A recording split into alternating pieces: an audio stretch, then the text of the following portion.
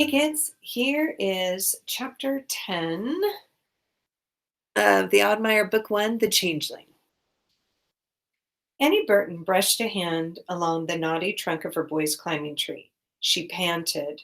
She had been hanging on to the tenuous hope that the boys would be here, playing pirates or just hanging upside down from the branches.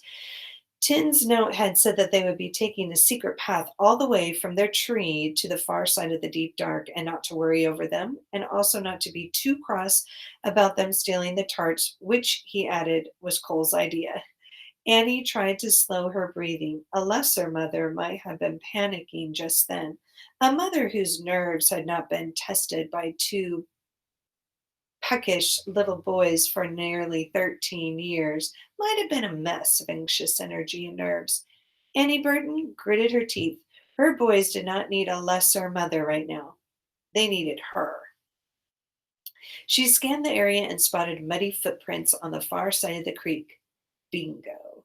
She took a deep breath. Once they were safe, she could fall to pieces and rant and holler and ground them for a million years. Until then, Annie Burton was going to be strong. She was going to be tough. She was going into the wildwood. Chapter 11. Here we go. Hold on a minute. I need to use a lavatory, said Tin. What's a lavatory? Said Fable. A bathroom? Said Tin. Fable looked at him blankly. Oh, never mind. I'm going to go behind this tree. Wait for me for just a second. Tin stepped behind a thick pine. Fable peeked her head around the other side. Okay, what's a bathroom? Oh, for goodness sake. I need to, go. He nodded downward. But we said we would go together. Pee. I need to pee. Oh, why are you hiding? I don't mind. I pee, everybody pees. Well, I do mind. I don't want to pee in front of someone. I bet your brother doesn't mind either. Aren't you exactly the same anyway? It isn't like he hasn't seen what you look like underneath. Can I see what you look like underneath? Ah, no! Go away! Mabel shrugged and walked back to Cole. Your brother is weird. Cole shrugged. We've been called a lot worse. What do people call you? Well, goblins, mostly. Why do people call you goblins? Because we are, I guess, or one of us is. Well, that's the story anyway. That's why we need to get to the other side of the forest and find the goblin horde. One of us is a changeling. It felt strange to say it out loud so matter of factly. He had never had to tell anyone in town the story. They all already knew as much as he did. He spent more time awkwardly avoiding talking about it because of how uncomfortable it made most of the other kids. That's neat. Which one of you is it? Asked Fable. We don't know, said Cole. We just know it's one of us. How can you not know what you are on the inside? I don't know. How does anybody know what they are? One of us is a human and one of us is a goblin. That's all we know. Fable considered this. Maybe you're both half goblin and half human, and then you're exactly one person and one goblin put together. No, it doesn't work like that. Yes, it does. It's called math. Half and half and half and half make two. I know what math is. That's just not how being a person works. Either you're a person or you're not. That's silly. I'm lots of things at the same time. Sometimes I'm tired and excited and hungry all at once. That's different. That's feelings. Fable leaned against the log. So, what does being a goblin feel like? Oopsie. There we go. Cole took a deep breath. I don't know. I think maybe it feels like. He trailed off. Do you feel like a goblin? Sometimes, Cole sighed. I don't know. Fable watched his expression with interest. It's like this, Cole tried. I don't mean to be trouble. It's not like I do it on purpose. Not usually, I mean sometimes. Felt his ears get hot as the words tumbled clumsily in his mouth. Sometimes I get an idea and it feels like a really good idea at the time, and so I just do it. I don't even feel like I'm doing something bad until it's too late. but it is a bad idea. It's pretty much always a bad idea. And afterwards, I know it was just a bad idea, but I still did it.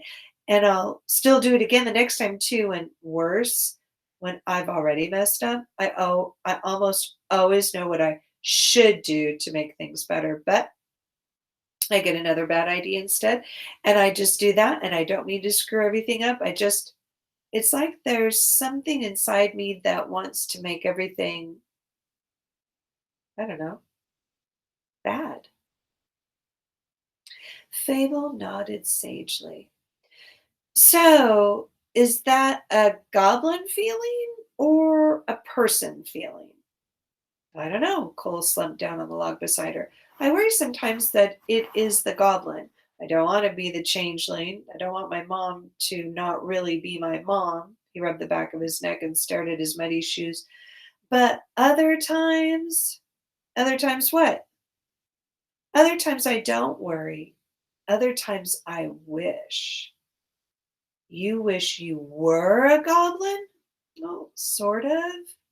A little? Ugh. I mean, goblins are supposed to cause all kinds of mischief and run around like having crazy adventures, you know? Maybe being the changeling would be kind of okay.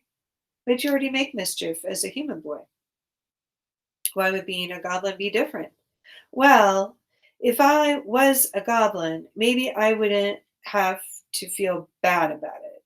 Goblins don't feel bad about stuff. Oh, that's actually a question.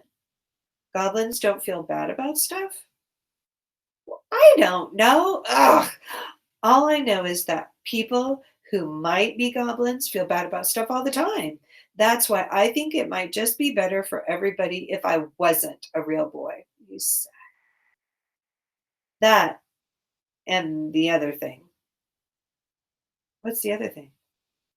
Cole glanced at the pine tree. He lowered his voice. If I'm the one who does not belong, he said, if I'm the goblin child,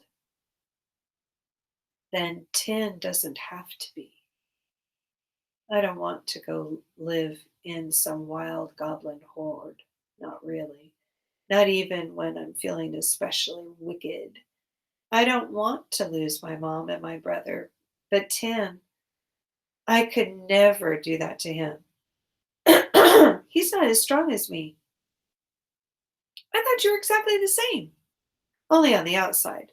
On the inside, Cole sighed again, trying to find the words. Tin's special. He's just, he's a better person than I am. If all the worst stuff we do is because of me, then all the best stuff we do is because of Tin. He's good deep down. Even when I'm terrible, he never leaves me to get in trouble alone. He's always fixing my mistakes. If I could do one worthy thing in my whole life, it would be letting Tin be the real boy. Fable nodded, but her brows furrowed. I can't tell. Are you more worried that you are a goblin or worried that you're not? Cole sighed again. Yes, he said. Fable looked like she would like to say more, but Tin was finally coming out from behind the tree, and Cole shot her a stern glance before standing up. Took you long enough, Cole jibed. You know I can't pee when it feels like someone's watching, said Tin. She made me all nervous. What were you two talking about? Nobody was watching, said Cole. I was kind of watching, said Fable. But you made it really hard to see what you were doing, and that tree was right in your way. Do you pee standing up? People pee smells funny. Shut up. You can't smell my pee from way over there. I'm a really good smeller. Come on, said Cole. We should get moving. I don't want to be out here when the sun goes down. And that is the end of chapters 10 and 11.